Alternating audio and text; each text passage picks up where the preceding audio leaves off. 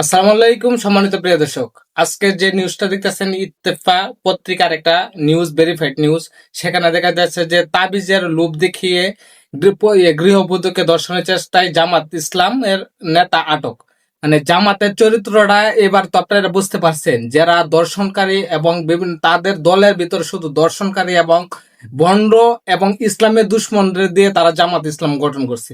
এরকম লক্ষ লক্ষ নিউজ আছে দ্বারা জামাত ইসলাম দর্শনের সাথে শিকার হইতেছে বিভিন্ন ধরনের অনৈতিক কাজে। কিছুদিন আগে দেখছেন যে জিশান নামের একটা অবৈধ কুলাঙ্গার সন্তান, তাকে নাকি এই সারানোর জন্য এই যে বর্তমান আমির, জামাতের আমির, বন্ড জামাতে ইসলামের মানে বন্ড আমির এবং নাস্তিক শফিকুর রহমান, সেও বলছিল যে তাকে খুঁজে বের করতে হবে এবং প্রশাসনের প্রতি একটা ব্যর্থতা নিউজ করার জন্য, ব্যর্থতা জানানোর জন্য সে একটা নিউজ করছিল, কিন্তু পরে জানা যাচ্ছে সে আত্মগোপনে ছিল এবং তাকে গ্রেপ্তার করা হয়েছে। এরকম মানে লক্ষ লক্ষ নেতাকর্মী আছে জামাতের ভিতর যারা দর্শনকারী এবং বিভিন্ন ধরনের অনৈতিক কাজ এবং যারা লজ্জা বদমাইশ তাদেরকে দিয়ে জামাত ইসলাম গঠন করে। অবশ্যই এটা ইসলামের দুশ্মন এবং ইসলাম আল্লাহ দুশ্মনী করলে আল্লাহ তাআলাই তাদেরকে মানে মানুষের কাছে উন্মোচন করবে, এটাই স্বাভাবিক।